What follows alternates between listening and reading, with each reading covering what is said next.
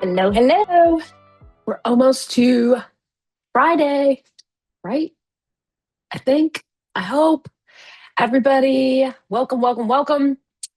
Make sure to open up the chat, make sure it's working, because y'all know that sometimes the chat and the conversations that go on are even better than the webinars. I will admit it, I'm the first to admit it. So, welcome. Today, we are going to talk about exposing the sister company excuse. And then we're also going to talk about lease agreements. And we are going to get into a little bit of the definitions of owner operators, how they like to confuse everybody. So we're giving it a few minutes for everybody to roll in. We got a nice big crowd today. And Mark Funk says it's nice and sunny in Florida. So here is what we are going to do. Y'all know you have to give me like 2 seconds to share my screen. I made you a little presentation because many of you use these webinars for your team. So this is a very, very important topic, especially okay, so first of all, a good majority of the people that are in the chat and that are attending today's session are very advanced. So this isn't all that new to them. I'm blessed that they will join us and hopefully they're here to get some nuggets, but they also are here to guide us along with these discussions because you're so wonderful people. But this is a topic that confuses shippers and brokers all the time, on all different levels. So carriers do a really good job of confusing. And sometimes you guys, carriers get confused themselves. I hosted one time this webinar for just carriers. And I don't know if they were great actors and actresses or they were just legit like, wow, I can't do this. And I'm like, no, we can't. It's not right. Or maybe just a blend of both. So here is what we're going to talk about. So for those of you who do not know me, I'm Cassandra Gaines, longtime transportation attorney. I have worked at law firms litigating across the country, transportation issues. I've worked in-house at big brokerages and big trucking companies. I've consulted for lots of companies. This is like my bread and butter. I love doing this stuff and I love teaching and giving back. I also own and I founded Carrier Assure, which is like a credit score for trucking companies. So shippers and brokers look up the trucking company before they hire them. So you use your onboarding application like RMIS, MCP, Highway. They have your own, you can tweak it, make it your own standards to get the carriers into your platform. Carrier Sure is a third party opinion. So people add us on top because we will give you an opinion like, I know they meet your standards, but we're giving you a bright red F, don't use them, or an A plus, they're amazing, gotta try them out. That's how we play into the field. Today's presentation, we're going to talk about double brokering, of course, and we're going to understand the risks and the liabilities. And we're also going to talk about that sister company claim definitions and how to analyze those lease agreements. And we're going to dive into an example lease agreement, which one of my favorite people in the whole world provided to me. I don't know if he's here. We're waiting. Oh, I see Marciano's here. Oh, lucky me today. Hi, Josie. And I just got distracted because I was all excited she was here. But we are going to talk about the nitty gritty of lease agreements. I've noticed a trend over like the last year and a half where a lot of people, when they're onboarding carriers, they're looking at those lease agreements. So I want to learn a little bit from you guys, what you guys are looking at so that I'm always keeping my thumb on the pulse. But I'm also going to teach you what I've looked at when I've built and grown compliance departments and as a lawyer too. So we got juicy stuff.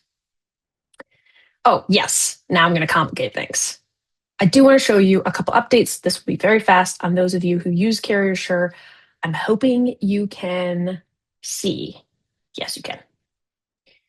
When you, up at the top, this glowing button that says Advanced Search, and along the side now, you will see, and now I got to move everything over because it's actually blocking my view. So sorry. We are always working on this Advanced Search feature. And we, just for those of you who don't know, you can search carriers and brokers, you can search lanes, like where they've been inspected, authority, ages, truck counts, truck types. You're looking for a flatbed or a green trailer. You can do VIN numbers for those of you in compliance. You can do license plates for those of you in compliance. And you can also add insurance policies. We just added. So I wanted to make sure you guys knew about that. Pop the insurance policy in there. And it'll be interesting because you can hit enter, a carrier will pop up but sometimes you'll see two or three carriers pop up. So you can have a nice look at, hey, who's sharing insurance policies? Because they do. It's juicy. This one's not a shared one, but this actually is a carrier that should be on your radar now that we're talking about it. They recently moved all their trucks, and when you click on reports, you can see the details. So just go into Carrier Share, look at the details. I think you should look into this carrier and ask questions. That's all I'm saying. I'm going to leave it alone because that's not why we're here today. We're talking about sister companies. All right. Y'all know I have to draw pictures because I'm like a visual person and I get lost easily. So I know it's ugly too. So, oh, there you are, Beerly. I was waiting for you. Brian Beerly in the house joining us. One of my former Schneider friends too. So Walmart tenders a shipment to Melanie Logistics. Melanie Logistics out of Jacksonville. She's the best logistics company ever. I'm sure of it. And then she tenders it to Funk Trucking. And he has MC 45456. Funk Trucking gives it to his cousin because Funk Trucking and Mark Funk is so nice, and he's like, I got to help out Jimmy. I know he's gotten a couple accidents and sometimes, he's doing stupid stuff, but I'll help him out. I'm going to give him this shipment. Melody won't mind. I'm not going to tell her. Gives it MC 66666. And so you find out, Mark, I had to pick on you today. It's not my fault. Mark Funk is actually like an expert at compliance and is probably not happy I put him in this example, but he's amazing. He can handle it. And so he gives it to Jimmy Fast Trucking. So you guys all know this. You're probably kind of rolling your eyes at me. You're like, yes, I know, Cassandra, this double broker. But I'm here to be your reminder. Okay. When a carrier comes to you and a carrier sales rep and leaders, and they're all like, don't DNU this carrier, don't block this carrier. They didn't mean to. It's their sister company, Jimmy's Funk's cousin. They're best friends. They went to high school together. They got leased this. They blah, blah, blah. There's always a story. Okay. And then they're going to muddy the water on you. And then you might find yourself questioning yourself. You might be like, wow, like maybe I don't understand this. And it's not double brokering, Cassandra. I swear. If the number on the door changes from the MC number or the DOT number that you vetted, it's double brokering. That's your golden rule at all times. Okay. Many of you have heard this, and some of you are like, whoa. But I want you to write it down and always remember Cassandra says, and no one knows better than me, no one, that Funk Trucking was you vetted, Melanie vetted 45, MC number 5455456. And the MC number that showed up on the door is different. No excuses. It's double broken. Boom. Done. Game over. Of course, I put at the bottom, like, this is excluding co-brokering or any spot where somebody was being transparent with Melanie. We can talk about that later. Drayage, da, da, da. That's transparency. So people sometimes get so wrapped up in double brokering that the outside world doesn't fully understand like why we hate it so much and why brokers are obsessed with it and shippers too. And also let's talk about why carriers do it. So often capacity issues. They do have a little bit of fraudulent intent. We've seen a lot of that the last few years. They are having insurance issues themselves. Like they can't get an additional truck on their policy. So they're like, I'll just give it to Jimmy and no one will know. Melanie won't know. Financial arbitrage by bad actors. A lot of that's been happening. So many problems with double brokering. And I would say 50% of the problems that happen along the road will really come down to double brokering. And you're like, oh my God. So that's why carriers do it. Unless Mark Funk says strong solo. Unless I'm missing any other reasons why you guys have figured out that double brokering happens that are not listed here. I just want to pause and make sure no one in the chat is like, hey, you missed blah, blah.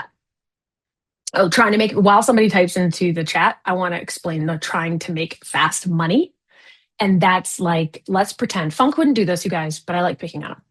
Let's pretend Melanie pays Funk $2,500 for the shipment. Funk knows he can pay Jimmy, who's not the smartest tool in the shed, $1,000 for the shipment. So there's Funk on his couch with his popcorn, watching The Housewives of Orange County while Jimmy's doing the work, and he just made $1,500. So that's a fast money grab. Or Funk knows that his trucking company is about to go out of business. He knows it. He's like, I got 3 months left. So he's just taking in any shipment and just double broker, double broker, double broker, everybody, not his family. People he doesn't know. And he's not going to pay them. He's going to take all your money and run away and disappear. Hmm. So let's see what some big people have to say. Okay, Gonzalo says that some misinterpreted lease on driver process. And Gonzalo hit my entire presentation right on the head because that is exactly what I'm going to talk about today is this misunderstanding, misinterpretation. I have lease agreements with with the carrier. There she goes. Marciano hits it right on the head. We hear that all the time. And they do a really good job of confusing us too. Sometimes I even question it. I'm like, no, no, no, no, no. They're not fooling me. Not at this time. Some carriers don't know they have to be licensed with a bond to broker a load. And that is true. They do. There are certain contexts where they don't have to, actually. If they actually like touch the load, then they give it to another carrier. They don't need to be licensed as a broker. Long time word, intralining. I haven't used that word in a while.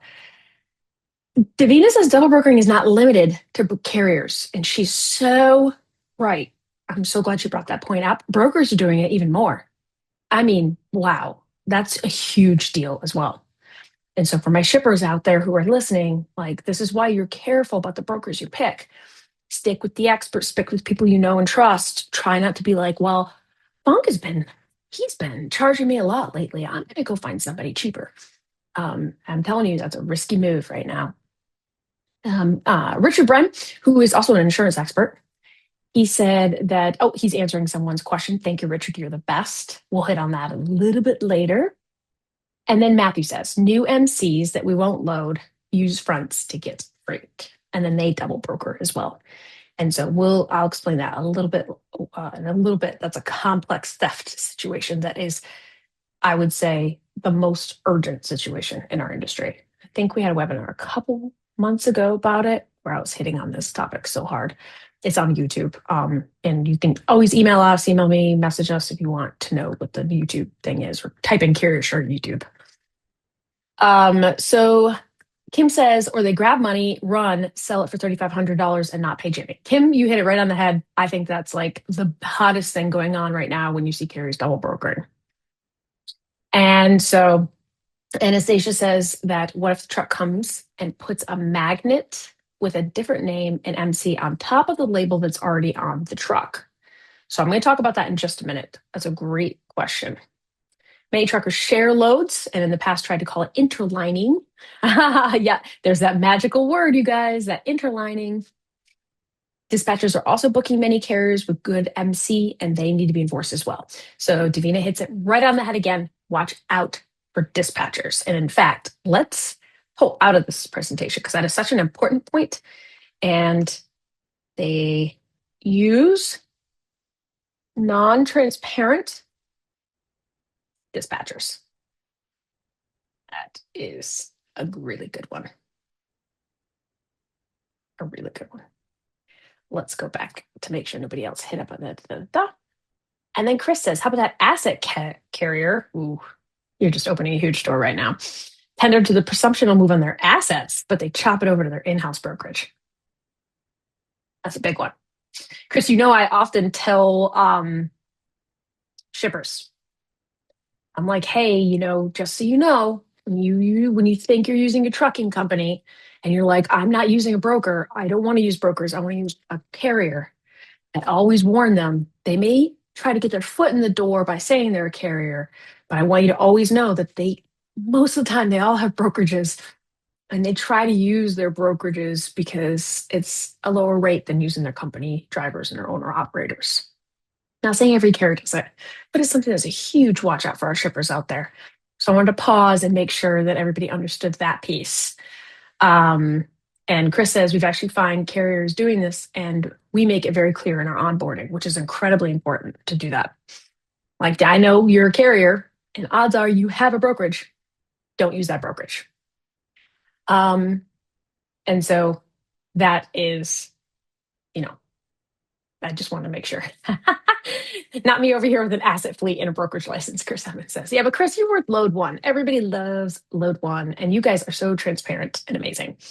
So let me get back to however, um, yeah, good point. Jason says the big carriers and the small carriers do that. So don't just say, I shouldn't just focus on big carriers, right? Smaller ones definitely do it. So why is everybody so obsessed? As a broker or shipper, this is, I would say, if I had to list your risks to your company and what's going to cost you money, it is double brokering is among the very, very top. So if you're not working hard to prevent it, then you should be, because it's happening so much. I don't understand why carriers don't get it, but I'll leave that alone for another day. So the risks, right? We know, and I'm going over this only because I want you guys to remember this. But I also, when you're being pushed back about a carrier and they're like, "Hey, Cassandra, I know they're in Miami and they've got 5 different companies and they're all cousins and I trust them, I've used them for a long time." I'm like, "Stop. I need you to remember the risks to the business. They're easily forgotten." And they shouldn't be, because they're the worst things, right? Like Funk, he vetted that MC number. He met and made sure it met his standards. And not Funk, sorry, Melanie. Melanie Logistics. She vetted Mark Funk Trucking and he was acceptable. But if that changes, it's often given to a carrier that's not acceptable and even could be dangerous. So there are higher chances of problems along the road, right? Your load could be seized if the carrier that it was tendered to, I mean, doesn't have authority. That's happened. And then one of the most important things is no insurance coverage. We're very worried about that, and double payment risk, right? So Mark Funk decides to disappear. He doesn't pay Jimmy. Jimmy comes back to Melanie and Melanie's customer Walmart and says, "Hey, now you have to pay me." And Melanie's like, "I already paid Mark." And it doesn't matter. You still have to pay Jimmy. So these are like a huge, oh yeah, and the increased likelihood of fraud and theft. That's huge, huge, huge, huge. Look at these 3 things. Go back to that when people are pushing back on you and like, "Hey team, I want you to remember these 3 risks, especially no insurance coverage." Insurance coverage. Well, Michelle says, what's the bigger risk, double brokering or illegal brokering? And to me, it's equal, but I'd be curious what other people in the chat would say about that question, because that's a great question. Let's pause for a moment. There's a lawsuit that's been filed against C.H. Robinson, and this is a terrible situation. But I needed to give you an example so that we could all remember this when we go back to, hey, why are we working so hard to prevent double brokering? Why are we working so hard to vet these carriers? So this happened in 2022 on Christmas Eve. These facts are terrible. So this truck driver was on meth, coke, and a whole bunch of other stuff. He did something, got in an accident. I can't remember, across the median, and he hit 2 vehicles and he killed 4 people, including one woman that was pregnant, by the way. And so you can see the people in the dotted line. So he wiped out a family on Christmas Eve. And at the time, C.H. Robinson had tendered the shipment to a carrier, according to this complaint. And obviously, we won't know until it goes to jury and stuff, what the facts are and what the jury decides. But C.H. Robinson, it was ultimately tendered to a carrier that did not have operating authority. What really happened in the complaint is that C.H. Robinson tendered the shipment to a trucking company that they knew or should have known was constantly double brokering. And then the complaint says, and because these are allegations, that then that carrier tendered it to another carrier who didn't have authority. So this is an example of what's going on. And what's terrible is in these situations, the trucking company that caused the accident, the driver that caused the accident, the trucking company that C.H. Robinson allegedly tendered the shipment to, all have probably, I'm guessing, have no insurance. Nobody, like no insurance coverage. I'm assuming the one without authority doesn't have insurance. But the one that it was brokered to, and then they brokered it to another one, probably their insurance company is like, "We got a scheduled VIN policy, and that VIN's not on our policy. No coverage." So this family doesn't have coverage. So now the family's reaching out to the broker and the shipper. So this is super sad stuff that happens. And this is how brokers and shippers can get wrapped up into it. And that's why I wanted to make sure that you guys understand what goes on here, because imagine for a moment if you are the plaintiff attorney and you have a family that's been killed on Christmas Eve. One woman was pregnant, um, and you've got a broker and a shipper involved as well. You're going to try your hardest to go after whomever you can for that money. But imagine the value of that case. How much damages you could get for that case. So that's something to think about too when it comes to exposure of your company. I want to make sure that people kind of understood that is like, hey, these lawsuits can get into, this could be a 50 million, $100 million lawsuit. I don't know. Could be wild. So it's important. Let me just check in with the chats before we proceed to the next. So if there's an incident over the road resulting in fatality or serious injury, Erica Watts hits it right on that. She has years of experience doing this. So just wanted to double check that people are seeing this. So let's talk about this excuse, because this is what we're here for, right? To give each other support and understanding of these excuses and how to manage them. And what does it really mean? And I want you guys to pop into the chat and say what you also think it means, because you have more experience, because some of you are doing this day to day to day, here 3 times a day. So you find out that Funk Trucking has tendered a shipment to Jimmy. Melanie's mad. She's like, I hired you. I didn't hire Jimmy. I don't even know who Jimmy is. And Mark's like, hey, it's my cousin. I own both companies. Or how about we all share trucks together? A DM World carrier that I showed you in the beginning, that's one of them. That's like, we all share the trucks, we share the resources. And I own this company, this company, this company. And so I just like pop it over to my next company. So here's some of the excuses they give and the reasons behind it. But all those reasons, like, if I don't care, like, because the MC number changed on the side of the door. You can share resources all you want, but your MC DOT number and your insurance must cover that truck you've tendered it to. And that's Chris S says, I define it as being affiliated company, so I expect to see that named on the insurance. And he hits Emmons says he has DM World in his inbox trying to set up. I'll text you, Emmons. I have more. Well, actually, you'll see everything in the report. I think everything was properly placed in there. I'm not saying they're doing anything wrong. It's just a good example of shared resources, shared trucks, and interesting affiliations. And there are a lot of them out there. Often your carrier sales reps know that they're all affiliated and they're just trying to move trucks. So they just maybe just trying to keep it on the down low and hope compliance doesn't bust them. So maybe they have a carrier that has 2 trucks and that they're tendering, 10 shipments a week to that carrier. Long haul. Brian Beerley says, if a power unit is not legally running under the authority and insured by the carrier, the load is tendered is double brokers, no exceptions. Great takeaway of the entire webinar. Great thing to remember. Boom, right there. Brian Thompson says, what if we vet a carrier and then the carrier sends a truck that is not the company that we vetted? How do we know as a broker and not on site?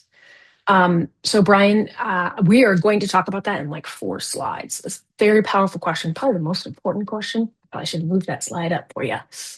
But yeah, Catherine is already jumping in with answers. Thank you guys. Definitely jump in and help Brian understand and the rest of the group of what you're doing, because I would say that that is the most important thing a broker is doing right now, is making sure that the truck that is being tendered to the right carrier, the right person.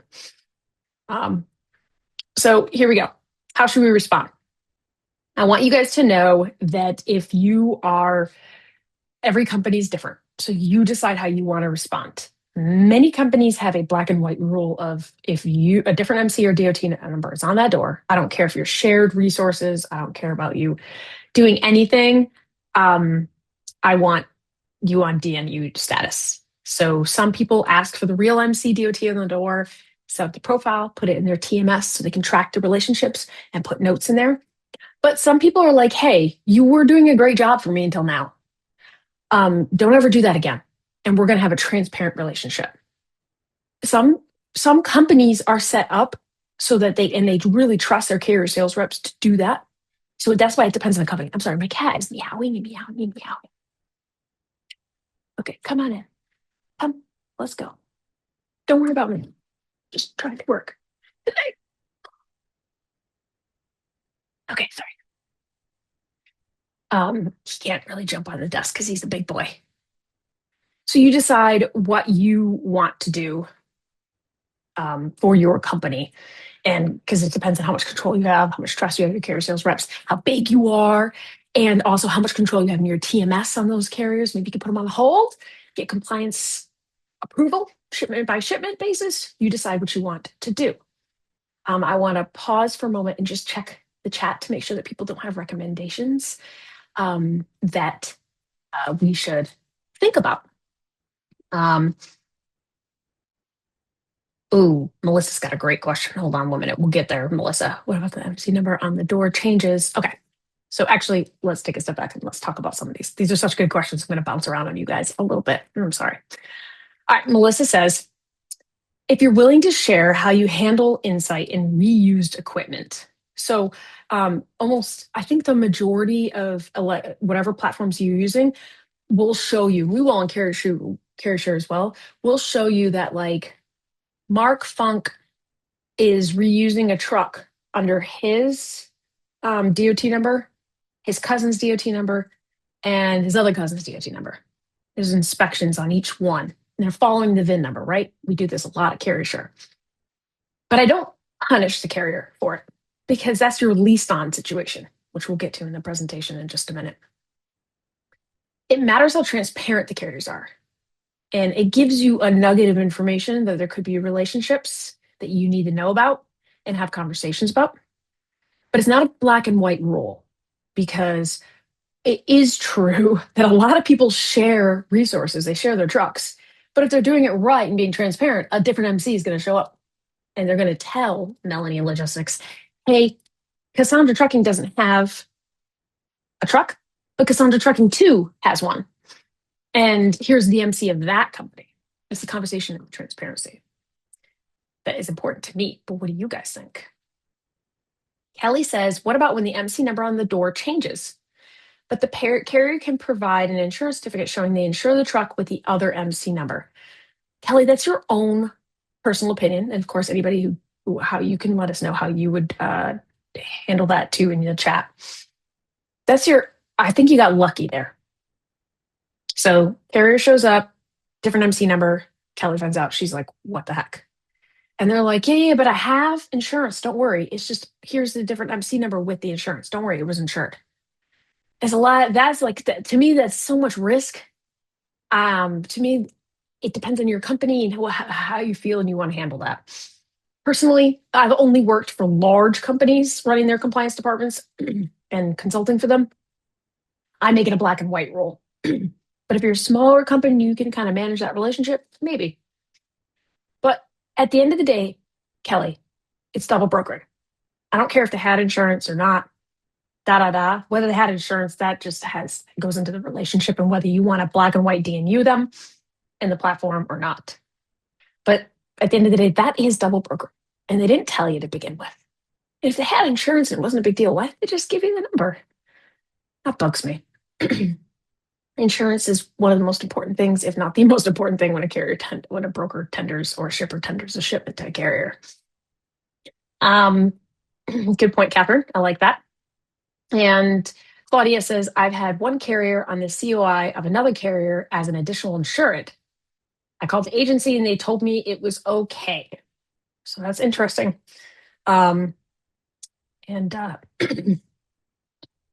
I think as long as you're following the MC numbers, you guys, and you have the right MC number and the right insurance certificate, and there's coverage on that MC number. To me, in my head, I don't give a shit about the other MC numbers. I really don't. We set up another profile for them and get their insurance. I'm just double checking some of these chats just for you guys. And Richard's about to, anybody see his message too? That's a really good message on here. Wow, you guys have lots of good stuff to say. Um, Lots of good stuff. Adosola says, FYI, whatever insurance agent tells you on the phone, please make sure to send to you in writing. I like that a lot. You guys, these are really great conversations going on. But I'll get back to the presentation as well. So we're all multitaskers. You can watch both. It's fantastic. All right. I want to talk about owner operators now. Already, some people in the chat have brought it up. But there's another point of contention and confusion. So the first one is they like, oh, my sister company. And the second one is they're like, oh, but that was my owner operator. So that's not double brokering. And I put this in so many presentations. I travel all over the country, educating, consulting, presenting at conferences. I try to beat this into people's heads all the time that the MC number on the side of the door that should always, always, always match the one that was given to you during onboarding or during tender. And they will confuse you any way they can, including the owner operator, which I'll explain.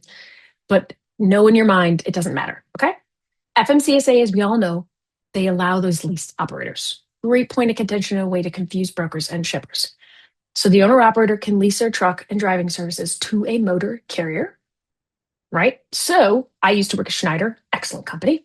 We had owner operators that would have their own equipment. Sometimes they'd have their own authority, and they would lease under Schneider's DOT. And then Schneider has all these legal obligations, like every carrier, when they have a leased driver. And you almost have to treat them just like a company driver. You have to vet them, you have to manage them. They're your liability, you guys. And they're also always driving under your DOT number. Always. That's why they're your liability. So that's why the owner operator piece becomes irrelevant with double brokering. Because the MC number on the door still doesn't change ever. So if they're saying, oh, that's my owner operator, it'd be like, well, then why did no, you double brokered. The MC number changed. So Schneider's number's always on that side of the door. If it changes, maybe they use Schneider brokerage with permission. Some people like to look at the lease agreements. So before I get into this section, I'm going to stop sharing before you guys see my answers. I want to go back to the chat. And I want to understand from you guys, tell me why you look at lease agreements if you do. And if you don't, you can type that in too. You can be like, I don't look at lease agreements. Blah, blah, blah. Or I look at lease agreements and I love looking at this. I ask you because some of these people come up with brilliant ideas that none of us thought of. And we want to make sure we're acting as a community and we're teaching each other too. So Emin says we don't. Tara is looking for affiliate languages. That's what I do too. Brian says, wouldn't it be smarter for the carrier? It's also a factoring company. Ooh, Brian is. I was just having a conversation with somebody about this, Brian. So smart. Everybody just read his chat. I won't muddy the water by pointing it out. This is smart. Yes, Davina. You are hiring a carrier, not the driver. Always. We always, always, always. Don't let anybody fool you on that. And so Jason wants to understand the capacity he's getting. Smart. Are you getting company drivers or majority owner operators? I like that a lot. I can tell pretty quick, though, at least on Carrier Sure, I can tell in a heartbeat if I'm looking at an owner operator run or a company employee one. I'll show you in just a minute how I do that, but you can do it too on any application you use, I'm sure. Kim, I tell them I'll only accept them if they are notarized and they can't forge a signature quickly. I've only had one in over 12 years. That's funny, Kim. Beerley, he says at minimum, I want to see who's responsible for liability, cargo insurance stated in the contract. Mm-hmm. I look, Claudia said I look because they often don't meet the requirements. And I had one that was essentially a permission slip. I've also seen this. And Melissa says the only time we look at a lease agreement is if they have any auto policy and the registration does not match the carrier's name, MCDOT. And then we look at the verbiage for insurance coverage to make sure the truck is operating under the MC they're operating for. Well, that confuses the heck out of me. Okay, hold on. The only time we look at a lease agreement is if they have any auto policy and the registration doesn't match the carrier name. There's some sketchy shit going on right there, Melissa. Maybe I don't fully understand, but to me, that sounds like they tried to pull one over on you. Then we look at the verbiage for the insurance coverage to make sure the truck is operating under the MC. For me, if you give me an any auto policy and it doesn't have your trucking company name on it, we've got a problem. The one you gave me to onboard you, like we got a huge problem. Um, and I don't think a lease agreement would clear that up for you at all. It might confuse things for you, and that might create a double brokering situation. So, because ultimately, um, the carrier you hired, Schneider, when they bring on owner operators, or Swift, or anybody, Mark Funk Trucking, when he brings on owner operators, that carrier that we're hiring, Mark Funk Trucking, is ultimately liable for everything that happens, everything. So, in my mind, I don't care about these owner operators at all because Mark Funk is the one who has to pay if anything goes wrong. So Mark Funk's name needs to be on that insurance at all times. I'm not playing games with chasing down leased owner operators insurance. Many trucking companies require a their owner operators to have additional insurance. Absolutely. But that's between them and their trucking company. Like that's to cover like Schneider. They would require, I'm just making this up, I can't remember what they require. They would require the owner operators to have a certain set of insurance obligations, but that's not for the shippers. That's for Schneider to be covered and then make a claim against the owner operators. So I don't care about their little agreements.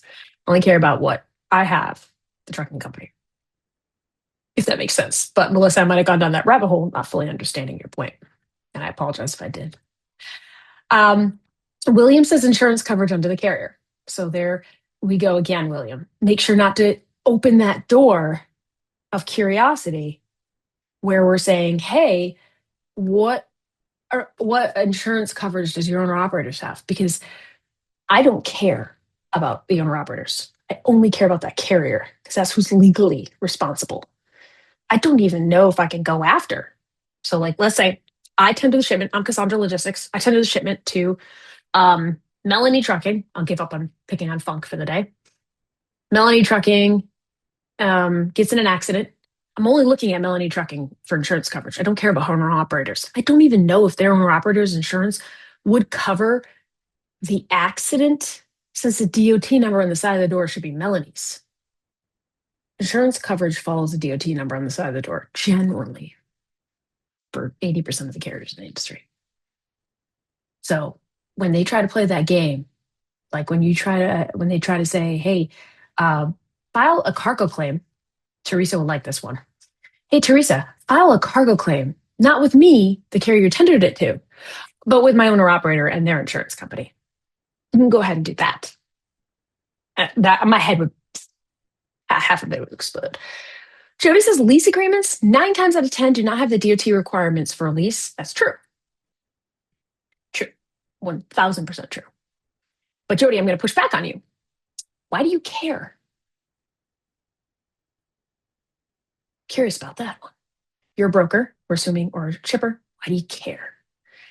And then now you know. If equipment listed matches against any alerts that are coming up on platforms we use, we're digging deeper. Erica, of course, Erica trained me. She got me beginning in all of this. I follow what she does as well. And we'll explain Erica's point in just a minute. Melissa says, I think they're an owner operator on registration, but they're leased to a carrier.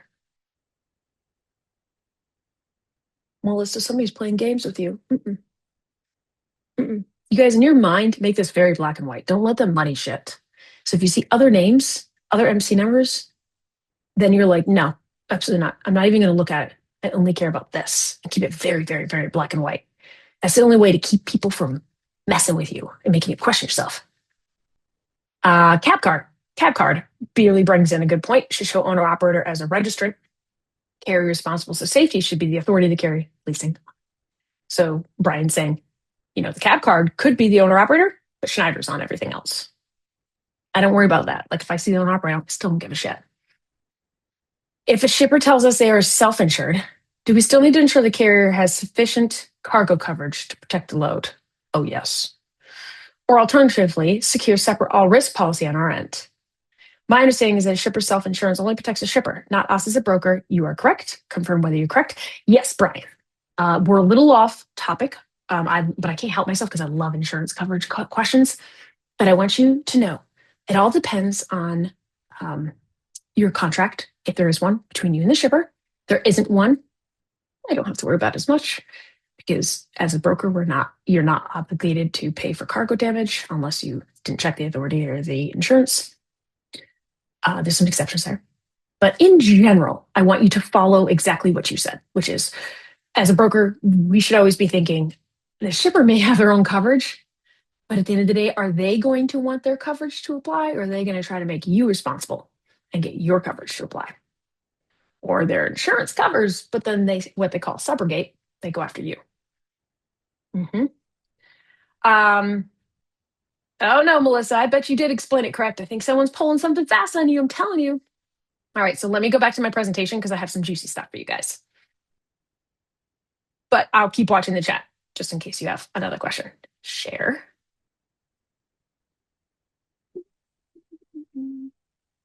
Okay. All right. I do not care. I don't want you to care, but I'm just going to tell you this anyhow, okay? The FMCSA has regulations, right? 49 CFR 276. They've got them. Of what the lease should have in it. 9 times out of 10, like one of our people said, they don't. These lease agreements are sketchy as all can be. I don't know. I don't even know how it could be possible that these carriers can't just get a legitimate lease agreement. There's so many templates out there. It's unbelievable how many templates are out there that they can use. God, there's ChatGPT, which is the easiest thing in the world. Anyhow, I don't want you as a broker to be caught up in this ever. And I don't want you to be looking at lease agreements for compliance with the law because you're opening a door for yourself that I don't think you should enter. And it's irrelevant to whether the carrier is going to do a good job for you, whether the carrier is going to double broker, etc. So when you're on the stand and the trucking company got in an accident and they're like, you knew that this was a sketchy carrier. You even looked at their lease agreements and saw they didn't violate the law because you just told me you look at lease agreements to make sure they're compliant with the law.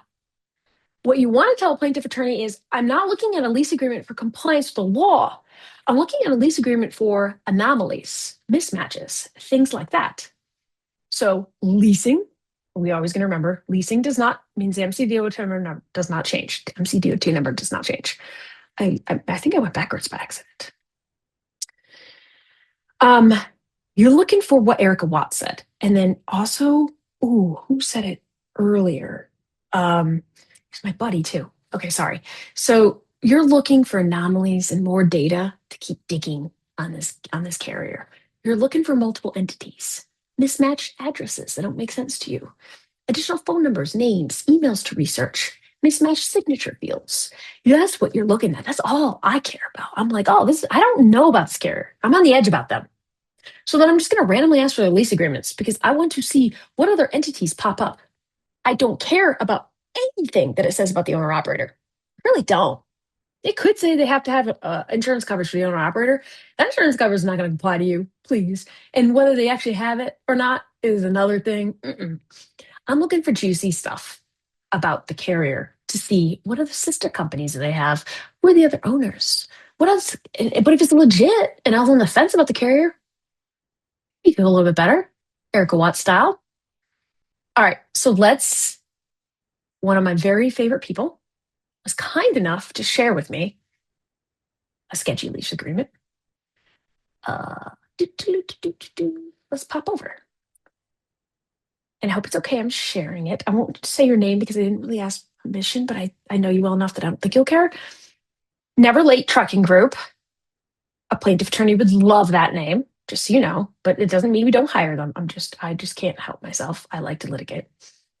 So this agreement is entered in between Luis Nunez, which is, the owner operator.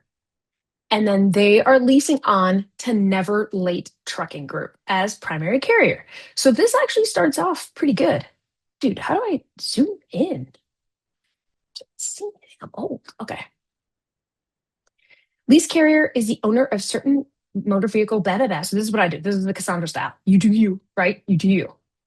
Just take whatever I say, tidbits, and then you decide what fits your business. because I never want to like piss people off because the world is not black and white, right?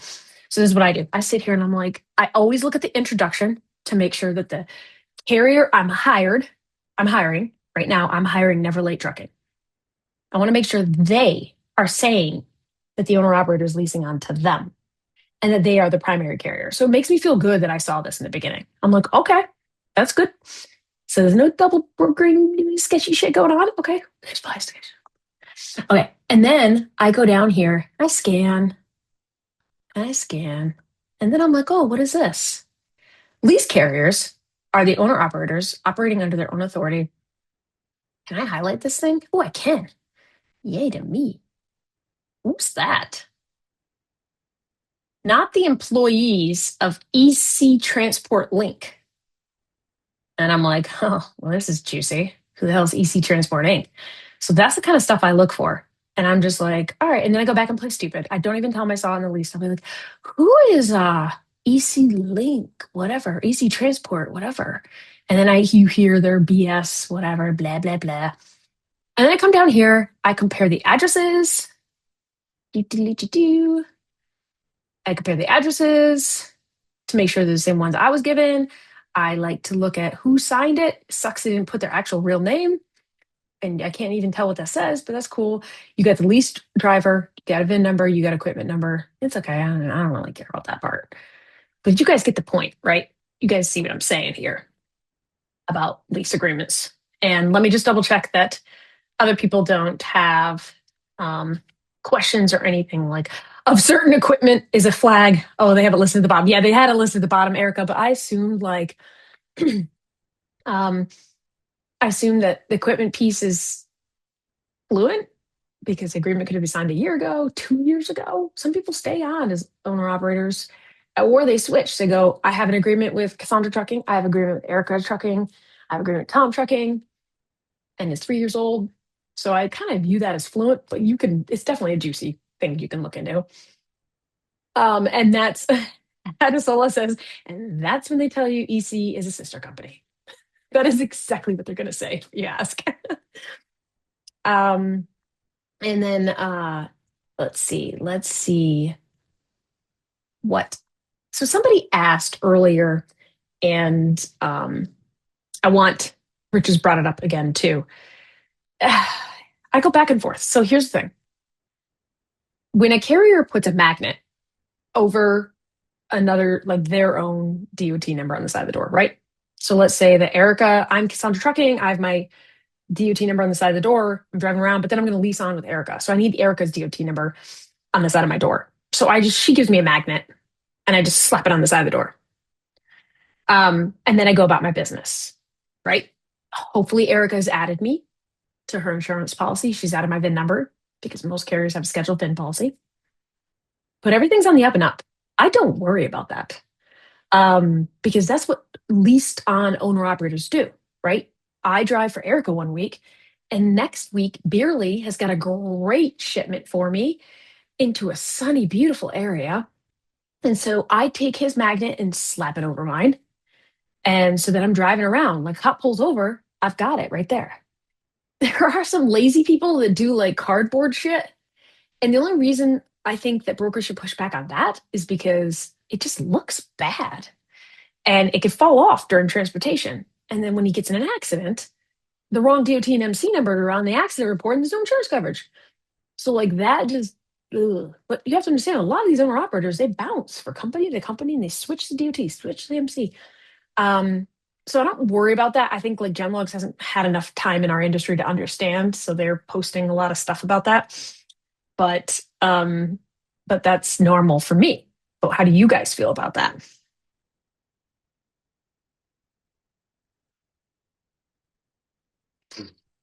And then Davina says, I was confused. They said the lease driver is operating under their own authority. I'm sorry, but they will not need to be leased to anyone if they have their own authority. So if you can take a little screenshot of what she said, because that's really important, because that's how they confuse things. Because if the MC number or DOT number changes, you are no longer an owner operator. So I have my own authority, Cassandra Trucking. I go work for Beerly, I have to use his DOT and MC number. but I do still have my own, but it's not any of the paperwork or anything. Maybe I go run my own load and then I use my own DOT number and MC number. And then I'm bopping along, right? But you cannot say, hey, she accidentally used her own MC DOT number, but she's my lease on driver. No. You double brokered. Sorry. It's confusing, right? No, Brian Beerley, great question. Can a driver run under more than one authority at the same time? Nope. They have to pick an authority. So I'm driving. I can't give the police officer two authorities. That's against federal regulations. I haven't looked that up in a very long time, but I'm 99% sure that federal regulations prohibit that. The carrier must have one authority on the side of the door. Sometimes you will see a permanent logo of the carriers. Like I'll put it on my truck I'm driving. A permanent logo, like permanent, my MC DOT number. But then I'll slap Erica's DOT number's MC number on the side of my door. So it confuses people because there's two sometimes. But I'm pretty sure the officer is going to be like, whose authority are you running under? Let me see your bill of lading. And you're going to be like, it's on my door right here. That's my authority. I'm not running under it. But they shouldn't have to. But sometimes they do just because it's the wild, wild west, you guys. How the heck do they know what magnet the driver slaps on the door? That's true. They could play a little game and they're like, just kidding, I'm under this authority. But I don't know why they would lie. Why not just say you're under Erica's authority when you're under Erica's authority? You want insurance, right?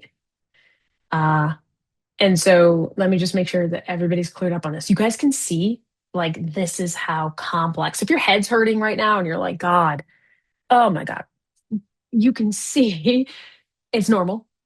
And this is very, very confusing.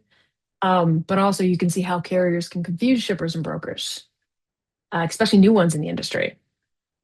And it's frustrating. It's really frustrating. Ooh, Michelle says changing operating authority en route resets hours of service. I did not know that. That's new to me. Let me make sure I finish my presentation because I think I had some other nuggets in there for you guys.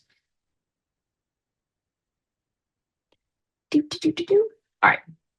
Let's talk about industry standards. The question came up earlier and it was like, God, my head hurts right now. But at least I've walked away from this presentation knowing that Cassandra says if the MC number changes on the side of the door, the MC number that I was given as a shipper or broker, I was told was going to show up, I put in the contract, if that number ever changes for any reason without my permission, it's double brokering.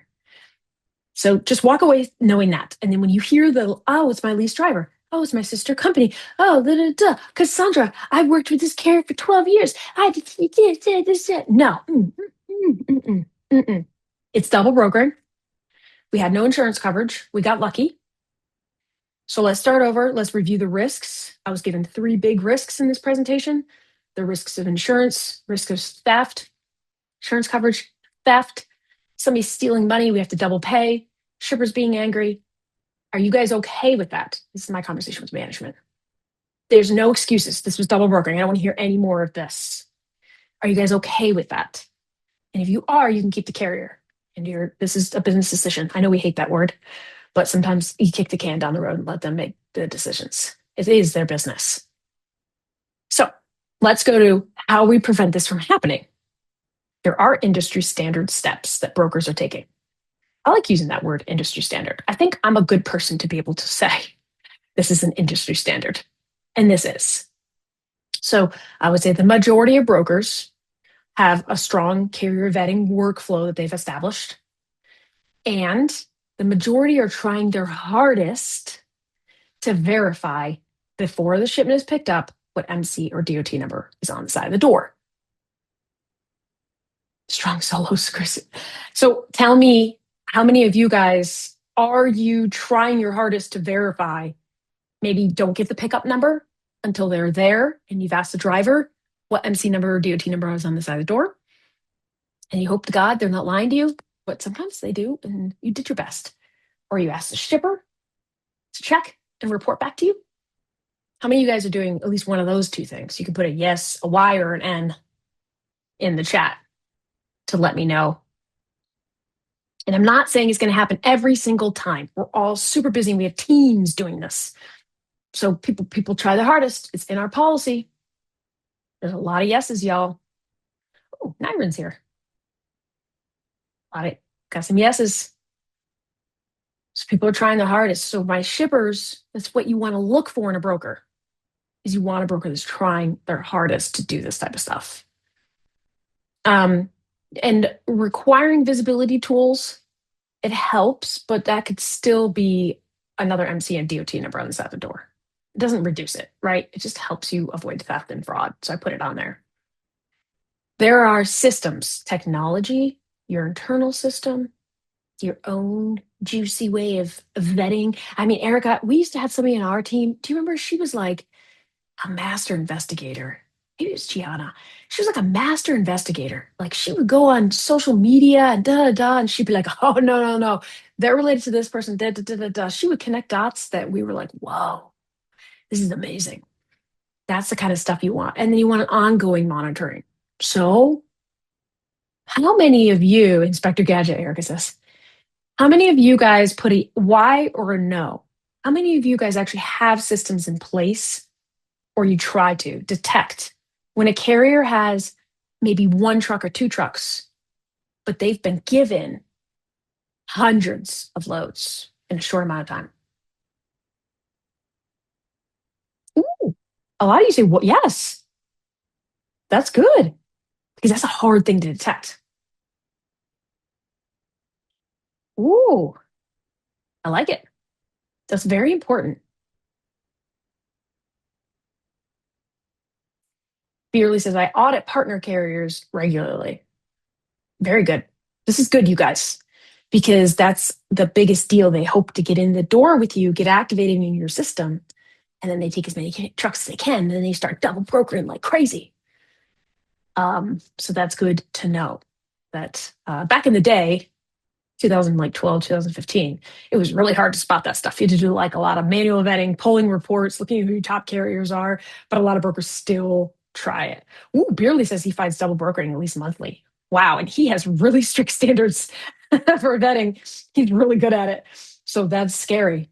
That's scary. But that goes to the volatility of carriers in our business. We all said it when we started. Why do carriers do this? If they feel like their business is failing and they're shutting down, their trucks are barely running, they are going to double broker out and make some quick money because they're going to act like a dispatcher and they're going to take a profit off. Stay alert, stay alive, baby. So you guys have been absolutely amazing. Let me double check just to make sure nobody had like extra questions. I thought there was one that I. Oh, Westcott's with us. Hi, Westcott. He says we send in security sheets to shippers with driver's info, truck info trailer, and driver's licenses to shippers. That's amazing. That's the ideal world. But a lot of shippers can't. It's not that they won't. It's really hard for them to work with you on telling you who the drivers are and whose MC is the side door.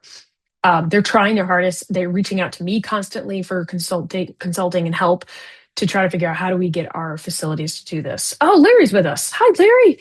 Larry from Louisiana. We're getting the driver to take a picture of his MC number on the side of the door and a picture of the VIN, which is a great idea, Larry. Just know that sometimes they already know brokers are going to do it, so they have pre-canned ones ready for you. So just know that part. Does anybody else take pictures or have any additional tips for Larry in that situation? I knew some people, they make the driver hold up like fingers in the picture with the VIN. And like a, you know what I mean? Like, or the MC number, not the VIN, because you need the VIN like sucked in. Um, we are also just want to know. Josh says, I know of a carrier who runs New Jersey to Tennessee under Company A on Monday, runs a backhaul Tennessee to New Jersey under Company B. Yep, that's fine. So when you check on a highway, the VIN number will show up both companies pinging on the same day. Is this common or should I be worried? No, don't be worried. It's fine. And that carrier is actually doing the right thing because when the carrier is inspected, they're appropriately assigning the inspection to the MC DOT number on the side of the door. So that's good. But it's only, you don't do that. Do not do the VIN matching, a black and white rule. We don't do it on carrier share. We show it to you, but we do not like deduct it carriers for it. It's not fair. But because owner operators run under different authorities. But what you do want to do is play stupid and ask questions. And be like, hey, who is, Tom Trucking? And just don't tell them why. Just play stupid. I'm telling you 50% of the time, you guys, they're like, oh, yeah, that's my sister. And you're like, no, no, mm-mm. MFR. No, do not share. Let's take a check and say, um, bye, Marciano. And let's just double check what people say pictures on the side of the truck. Selfie. Brian Beerley likes the selfies. I know the MCP has a really great tool. I just can't remember what it's called. It's like a VIN. They match the VIN for you. They do something funky that nobody else does. I'm pretty sure. But somebody else who uses MCP could say it. And I know highway, I don't fully understand the load lock thing. Don't fully think that you can't get theft because we've had customers who do load lock and still have theft. So remember that piece. Remember that anyone can get into emails these days. Carrier emails are easy for fraudsters to get into, have access to, look through for logins, da da da. Let's just see. Oh, VIN validate. Yeah, that's what it was called. And then Michelle says she's requiring every load. They're so smart. Bye, Rebecca. Great to see you. And different things. Emmons says we can talk offline. Oh, Emmons is going to educate me on load lock, so that's good. So if you guys have questions about load lock, you can talk to Emmons too. Sounds like he knows about it. These are really great. You guys are amazing. This is so wonderful. I've learned a lot. You guys learn a lot. If you walk away, you key takeaways to remember. I know this was super intense topic. It's really hard. This is hard stuff. And this is why shippers hire brokers, is because the brokers know this stuff. You guys can see it in the chat. So amazing. They know all this because it's hard work. So I want you guys to have an amazing weekend. I want you to have an amazing Thanksgiving next week. And also just remember that if you're ever in Arizona,